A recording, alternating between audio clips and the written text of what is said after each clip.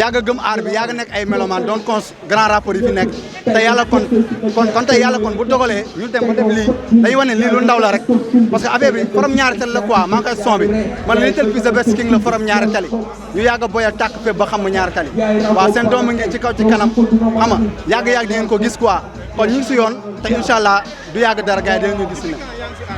waaw bon bi mooy def naa léegi ma def si 5 ans waaw instant daan naa dem ci ay sayfa sama premier sayfa ma dem demi final deuxième sayfa ma dem demi final troisième sayfa yàlla dogal ma naa ko jël bi ma ko jëlee nag après ma ne damay arrêté dem sayfa pourquoi pas gars yi war ma mën a xam waaw lii nag lii lu ndaw la rek wallahi ay freestyle yu ndaw la rek liñ denc mu ëpp li foofu te nekk nañ si ay projet yoo xamante ne incha allah bis bu ñu ko génnee gars yi dinañ si jox waaw waaw instant ñi ngi waawee benn mixtape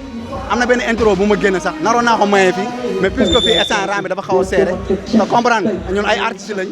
yu mag ba pare lu des mooy gars yi gis ñu rek te incha allah yàggul du ñuy gis mais ñu ngi waajal benn mixtape bëgg nañ ñaari tali